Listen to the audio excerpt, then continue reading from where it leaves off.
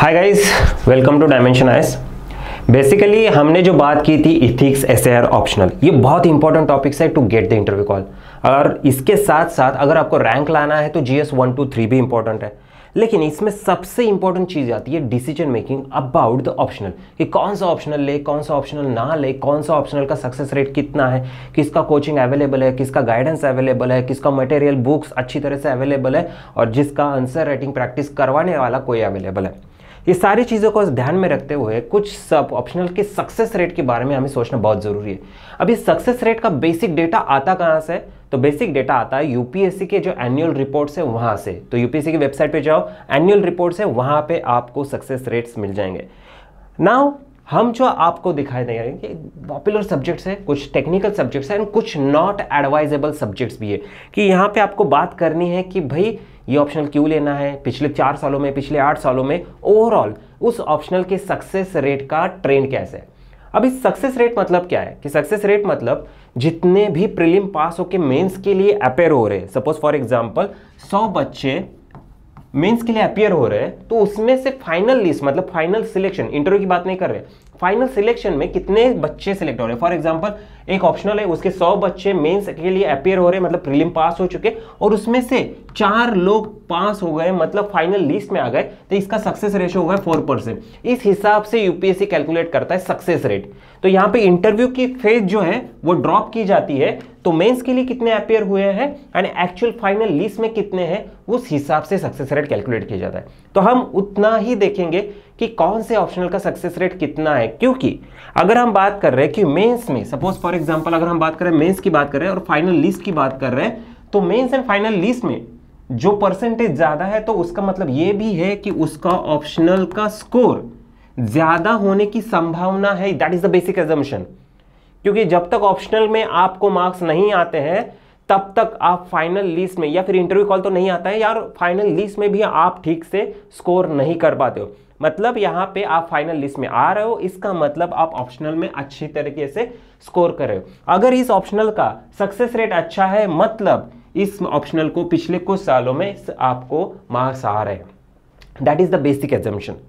तो हम क्या करने की कोशिश कर रहे हैं, यहाँ पे 3 सालों का 2015 से लेके 20, क्योंकि that is the last report जिसमें यूपीएससी ने डेटा दिया है 2020 का। 2021-22 का हमारे पास डेटा नहीं है, यूपीएससी ने खुद दिया नहीं, ठीक है। तो हमारे पास डेटा क्या है, 2015, 2019 एंड 2020, इनका डेटा हमारे पास है। तो उस हिसाब से हम बेसिक अजम्पशन और बेसिक चीजें हम डिस्कस करेंगे, ठीक है। तो बेसिक एक डेटा है, पहले कितने लोग अपियर हुए वो देख लेते। अप्रॉक्सीमेटली अगर 2021-22 की बात कर रहे हैं तो 11 लाख अपियर हो गए। अप्रॉक्सीमेटली 9,000 लोगों ने मेंस दिया है और उसके बाद फाइनल सिलेक्शन के अगर हम बात कर रहे हैं, आईफोस के मेंस जो है वो 57 लोगों ने दिया हुआ है। दैट इज नॉट इंपॉर्टेंट, वो आपको बेसिक डेटा कहीं पे। Most important is optional. अब यहाँ पे जब ऑप्शनल की बात करते हैं, पॉपुलर ऑप्शनल कौन सा है, सबसे पॉपुलर ऑप्शनल, तो सबसे पॉपुलर ऑप्शनल है पॉलिटिकल साइंस। सबसे ज्यादा लोगों ने पॉलिटिकल साइंस के लिए ऑप्ट किया है। उसके बाद आ जाता है ज्योग्राफी और उसके बाद सोशियोलॉजी। पहले ज्योग्राफी हुआ करता था, लेकिन ज्योग्राफी को अब ओवरटेक किसने किया है, पॉलिटिकल साइंस ने किया है। तो third important is the sociology. हमें लगता था पिछले कुछ सालों में एंथ्रोपोलॉजी बहुत डोमिनेट हो रहा है, लेकिन आज भी इन तीनों सब्जेक्ट्स में टॉप 3 में एंथ्रोपोलॉजी नहीं आता है, political science, geography and sociology, ये 3 पॉपुलर सब्जेक्ट्स मतलब टॉप 3 में आते हैं।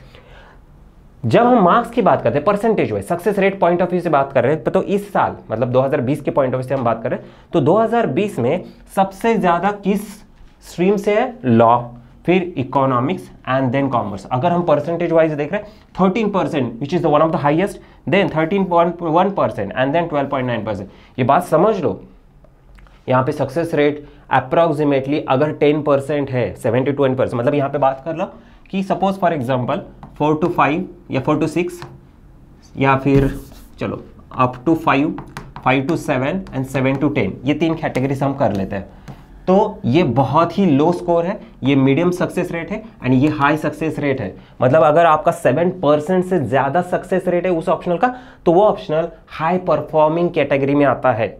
ये बात समझ लो। मतलब जितने भी पॉपुलर सब्जेक्ट्स है, मतलब ज्योग्राफी ले लो, आपका पबैड ले लो, सोशियोलॉजी लो, जितने भी पॉपुलर सब्जेक्ट्स है वो जनरली 7 to 10% में परफॉर्म कर रहे हैं। कुछ पॉपुलर सब्जेक्ट्स है लेकिन फिर भी 5 to 7% में परफॉर्म कर रहे हैं। कुछ ऐसे भी है वो बिलो में आ रहे हैं पिछले 1-2 सालों में या 4 सालों में, लेकिन उनकी भी बात करेंगे। लेकिन ये बात समझना जरूरी है कि कितने पॉपुलर सब्जेक्ट हाई परफॉर्मेंस है। अगर आपके popular subject high performance category में आ रहे हैं तो you are choosing a right optional, provided you should have that kind of interest in that particular optional. ठीक है, तो 7 to 10% में आ गया है। अगर 10% से ज्यादा है तो वेरी हाई परफॉर्मिंग सब्जेक्ट, जैसे जनरली इस कैटेगरी में 10+ की जो कैटेगरी रहती है ना, 10+%, तो most of the time technical subjects रहते हैं, टेक्निकल सब्जेक्ट्स। ठीक है, उसकी भी बात करेंगे। तो पॉपुलर सब्जेक्ट की बात करेंगे, टेक्निकल सब्जेक्ट्स की बात करेंगे, और कुछ ऑप्शनल जो पॉपुलर होते हुए भी परफॉर्म नहीं करेंगे उसकी भी बात करेंगे। ठीक है, कुछ ऑप्शनल ऐसे भी है कि जिसको मैं एडवाइज नहीं करूंगा, उनकी भी बात करेंगे। ठीक है, let's look at the chart. ठीक है, 3 कॉलम्स किए हुए हैं, 2015 का, 2019 का एंड 2020 का। ठीक है, तो ये पॉपुलर सब्जेक्ट्स है, परसेंटेज वाइज आपको डेटा दिया हुआ है। अगर हम हिस्ट्री की बात करें, जो पॉपुलर है, बहुत पॉपुलर है, बहुत सारे लोग लेते हैं, लेकिन उसका जो परफॉर्मेंस है पिछले 8 सालों में वो घटता ही चला गया। यहाँ पे 4.1% एंड 5.6%, बीच में थोड़ा ऊपर गया था, लेकिन फिर भी ये कोई 7% से नीचे ही है। तो हिस्ट्री लो परफॉर्मिंग कैटेगरी में आ रहा है। ठीक है, मतलब बहुत वास्ट भी सब्जेक्ट है, बहुत टाइम भी खा रहा है। दो you have interest in history, but still you need to think over the history because the success rate of history is very low। ठीक है, मतलब सिर्फ मुझे इंटरेस्ट है इसके बेसिस पे नहीं जाना है, इंटरेस्ट भी होना चाहिए प्लस उसका सक्सेस रेट भी होना चाहिए। तो हिस्ट्री वालों समझ लो कि भाई सक्सेस रेट बहुत कम होता जा रहा है पिछले 8 सालों में। ठीक है, 2015 से 2023 अगर हम बात करें तो पिछले 8 सालों में की बात कर रहे हैं, तो 5-6 साल की, 2020 तक की बात कर रहे हैं, 6 सालों में ये सक्सेस रेट कम होता जाए। बाकी ज्योग्राफी की अगर हम बात करें 7.2% है, 3.4% से ऊपर चला गया है, मतलब ये इंक्रीजिंग है। तो geography is little bit safe. Political science 6.9 था, 8.3, तो 6 to 8% के बीच में ही खेल रहा है, मतलब ये आपका मीडियम टू हाई परफॉर्मिंग की तरफ जा रहा है। तो पॉलिटिकल साइंस आपका सेफ ऑप्शनल है। पब्लिक एडमिनिस्ट्रेशन 8.4 था, वो 7.5, तो ठीक है 7+ ही है, तो ये हाई परफॉर्मिंग ही है। पहले बहुत कम आते थे, मतलब 2011 से 14 तक public administration was one of the worst performing optional, लेकिन इस दौरान 8.4 to 7.5 के बीच में आ रहा है, तो 7+ ही है, तो हाई परफॉर्मिंग कैटेगरी में आ रहा है। सोशियोलॉजी 11.7% से 9.2, हमें लगता है कि 2% से घट गया, लेकिन फिर भी 7+ है, 7 to 10% के बीच में, 10% के आसपास है। Again it's a high performing optional, ये भी देखना है। एंथ्रोपोलॉजी 14.8% था 2015 में। जनरली हमें लगता है कि एंथ्रोपोलॉजी बहुत पॉपुलर हो जाएगा, एंथ्रोपोलॉजी मार्क्स आ रहे, लेकिन धीरे धीरे यूपीएससी ने उसको, यूपीएससी की हमेशा की आदत है, जो ऑप्शनल पॉपुलर होता है ना, उसको वो टारगेट करते हैं और उसके मार्क्स थोड़े से नीचे आना शुरू हो जाता है। That is a part of their strategy. तो पहले 14.48% उसका सक्सेस रेशियो था, लेकिन जैसे ही बच्चों ने उसको चूज करना शुरू किया उसका सक्सेस रेट नीचे आता चला गया, लेकिन फिर भी it is still high performing optional. So अगर आपने चूज किया है तो you can go for it. ठीक है, then philosophy again one of the popular optional, लेकिन इसकी रेंज 5.8, मतलब ये 4 to 6 के बीच में ही खेल रहा है, या फिर 5 to 7 के बीच में ही खेल रहा है, तो ये मीडियम परफॉर्मिंग है।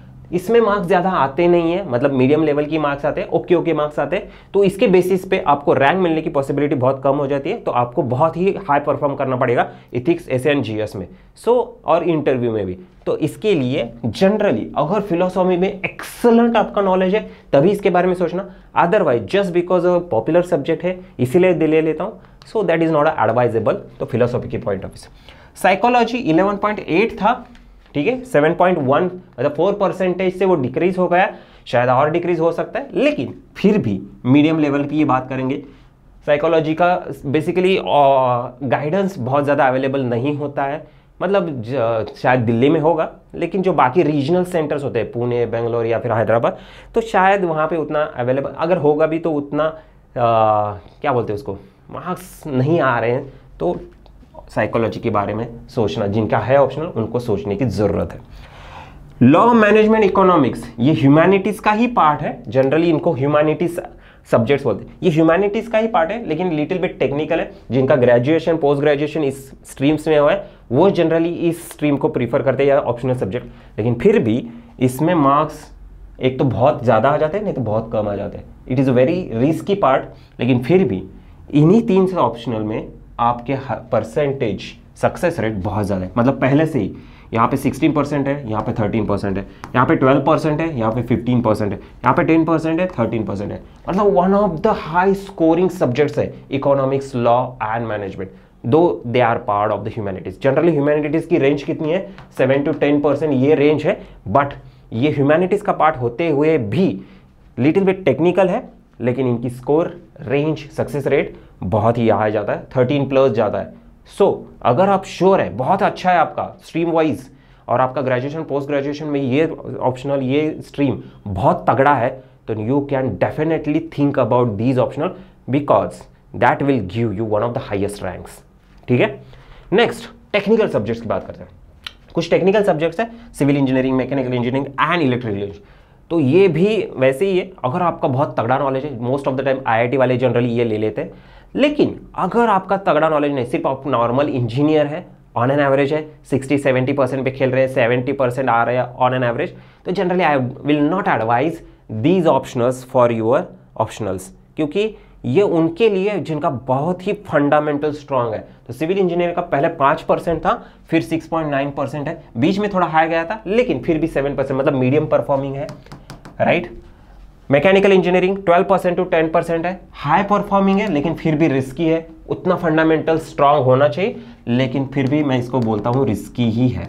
आप सोच लीजिए आपको लेना है कि नहीं। But I personally will not advise भाई मैकेनिकल, क्योंकि उसका गाइडेंस उतना ठीक से अवेलेबल नहीं। आपका अगर आईआईटी वगैरह से हुआ है तो ही जनरली आप सोच सकते हो। इलेक्ट्रिकल इंजीनियर 12% था, 8 सेम जैसे मैकेनिकल इंजीनियरिंग के बारे में बताया वैसे ही इलेक्ट्रिकल इंजीनियरिंग के बारे में। एग्रीकल्चर जनरली महाराष्ट्र, मैं खुद महाराष्ट्र से हूँ, तो जनरली महाराष्ट्र में एग्रीकल्चर और स्पेसिफिकली एमपीसी के एनवायरमेंट और एमपीसी का जो चेंज पैटर्न होने वाला है उसके हिसाब से अगर हम कैलकुलेट, तो एग्रीकल्चर एक one of the important optional होने वाला है। लेकिन फिर भी प्रिकॉशनरी नोट, यूपीएससी में एग्रीकल्चर का सक्सेस रेशियो बहुत ही नीचे गिर चुका है, 12% से सिर्फ 3%, अप्रोक्सीमेटली 3% के आया है। मतलब वेरी वेरी लो परफॉर्मिंग ऑप्शनल हो चुका है। लेकिन शायद चेंज पैटर्न ऑफ एमपीएससी की वजह से शायद ये फिर से उभर कर आ जाए, लेकिन अभी के लिए यूपीएससी पॉइंट ऑफ व्यू से it is not at all advisable as an optional, right. Medical science 20% था, 9 पॉइंट, मतलब 50% से उसका सक्सेस रेशियो घट गया। लेकिन फिर भी अगर आपका मेडिकल एमबीबीएस बहुत ही तगड़ा है तो you can go for it, बहुत ही स्कोरिंग है। लेकिन फिर भी अगेन जैसे मैकेनिकल इंजीनियरिंग है, इलेक्ट्रिकल इंजीनियरिंग है, आपका बहुत तगड़ा होना चाहिए, तभी ये आप ऑप्शनल चूज कर सकते हो। मैथमेटिक्स बहुत टेम्पटेशन होता है मैथमेटिक्स के लिए, मेरा खुद का हुआ था, मैथमेटिक्स की वजह से मेरी पोस्ट खुद की गई है। लेकिन मैथमेटिक्स का स्कोर और ये जो रेंज है बहुत ही घट चुकी है, 12% से 4%। मतलब मैथमेटिक्स में रेंज बहुत ज़्यादा है, एक तो बहुत ज़्यादा मार्क्स आते हैं या फिर बहुत कम आते हैं। लेकिन आजकल बहुत कम आने वाले की संख्या या फिर नंबर्स बहुत बढ़ चुके हैं, इसीलिए ये परसेंटेज बहुत ही नीचे आया, 4%। It is very very low percentage compare to the technical subjects, right. So यहाँ पे इंजीनियरिंग एंड मेडिकल साइंस, मतलब टेक्निकल सब्जेक्ट्स आप तभी ले सकते हो जब आपका फंडामेंटल्स बहुत ही स्ट्रांग है। Otherwise go for the popular subject जो हमने पीछे वाले स्लाइड में डिस्कस किए थे, ठीक है। Now next, not advisable category. Not advisable category geology, बहुत सारे बच्चे सोचते हैं कि मैं जियोलॉजी ले लूँ, 0%, 0%, 5%। यहाँ पे सिर्फ 2 बच्चे सिलेक्ट हुए हैं, तो फिर भी 2 बच्चे सिलेक्ट हुए हैं, तो यहाँ पे 0% मतलब पिछले 7-8 सालों में आपका सिर्फ 0% सक्सेस रेशियो है। स्टैटिस्टिक्स जो पहले 20% हुआ करता था अब 0 पे आ गया, that is worst performing optional actually. Statistics मतलब 20% सक्सेस रेशियो था एंड 0% पे आ गया है, तो that is not advisable. And most importantly Marathi literature, क्योंकि मैं खुद महाराष्ट्र से हूँ तो मुझे पता है यहाँ के बहुत सारे बच्चे मराठी लिटरेचर के बारे में सोचते, लेकिन मराठी लिटरेचर का परफॉर्मेंस पिछले कई सालों से बहुत खराब चल रहा है। पहले बहुत अच्छा था, 6.7% चल रहा था, ठीक है, मतलब बच्चे एक्चुअली बहुत ज़्यादा थे और उसमें ज़्यादा सिलेक्ट भी हो रहे थे। लेकिन 0% पे आ गए 2019 में, और 2020 में 11%, मतलब 11% मतलब यहाँ पे सिर्फ एक ही सिलेक्ट हुआ है, 11% मतलब सिर्फ एक ही सिलेक्ट हुआ है। सो मराठी लिटरेचर भी मैं खुद एडवाइस नहीं कर रहा हूँ। सो बेसिकली पॉपुलर सब्जेक्ट्स में हिस्ट्री का परफॉर्मेंस छोड़ते हुए बाकी सारे पॉपुलर सब्जेक्ट्स बहुत अच्छी तरह से परफॉर्म कर रहे हैं, मीडियम और हाई परफॉर्मिंग कैटेगरी में जा रहे हैं। हिस्ट्री सिर्फ बहुत लो परफॉर्मिंग कैटेगरी में जा रहा है, तो हिस्ट्री वालों थोड़ा सा सोच लो। टेक्निकल सब्जेक्ट्स में अगर आपके फंडामेंटल्स बहुत स्ट्रांग है तभी सोचना है, आपके खुद के ऑप्शनल का परसेंटेज से रेट देख लीजिए, उसके हिसाब से प्रिपेयर करना है कि आपको लेना है नहीं। अगर हम इस पूरे चार्ट को, ये यूपीएससी का खुद के रिपोर्ट का चार्ट है, तो अगर हम याद ध्यान करें तो ह्यूमैनिटीज बी एंड ह्यूमैनिटीज ए, मतलब यहाँ पे ह्यूमैनिटीज के जो मैप दिखाया या फिर बार चार्ट दिखाया गया है, तो ये ब्लू वन ह्यूमैनिटीज बी है, रेड वन ह्यूमैनिटीज ए है, तो इनका परसेंटेज ही बहुत ज़्यादा है, मतलब 43% एंड 33%, राइट। सो अप्रोक्सीमेटली कितना हुआ 76%, तो 76% ह्यूमैनिटीज़ के ही है सक्सेस रेशो 2020 में। तो ह्यूमैनिटीज़ बी में क्या क्या आता है, commerce, accountancy, economics, law, management, public administration, political science, international relation, anthropology, geography, history, philosophy, psychology and socially. उतने सारे जो हमने पहले 2 स्लाइड में डिस्कस किए थे, जो पॉपुलर ऑप्शनल है, उसमें से law and management high performing में जाते हैं, बाकी सारे ऑप्शनल जो पॉपुलर है वो हाई परफॉर्मिंग या मीडियम परफॉर्मिंग में जाते हैं, और हिस्ट्री है जो लो परफॉर्मिंग जाता है पॉपुलर ऑब्जेक्ट्स में। बाकी टेक्निकल सब्जेक्ट्स में ऊपर वाला पार्ट है जो थोड़ा कम परफॉर्म कर रहा है। So this is all about the success rate of optional. तो ये बहुत इंपॉर्टेंट है सोचना कि मेरे ऑप्शनल को, मतलब मैं कितनी भी मेहनत करूं, अगर मेरे ऑप्शनल को मार्क्स ही नहीं आ रहे, सपोज जस्ट इमेजिन मेरा हिस्ट्री है और हिस्ट्री में मुझे 4 सेक्शन पढ़ने हैं, ancient, medieval, modern and world, तो एक एक सेक्शन एक एक ऑप्शनल के हिसाब से, मतलब सोशियोलॉजी का एक पूरा ऑप्शनल शायद एक एंशिएंट में आ जाएगा या फिर एंशिएंट मिडिवल मिला के आ जाएगा। तो इतना पढ़ाई करने के बाद भी अगर सक्सेस रेट नहीं आ रहा है, सक्सेस नहीं मिल रहा है, तो हिस्ट्री के बारे में सोचना बहुत जरूरी है, क्योंकि that is compromising my GS preparation as well. तो जीएस में जो एवरेज मार्क आने वाले हैं उस पर कॉम्प्रोमाइज हो रहा है, तो ओवरऑल इंटरव्यू को कॉल ही मुझे नहीं दिख रहा है। तो अगर आपका ऑप्शनल शॉर्ट है एंड आपका सक्सेस रेशियो ज्यादा है, तो you need to think positively about that optional, provided you should have basic interest about that optional.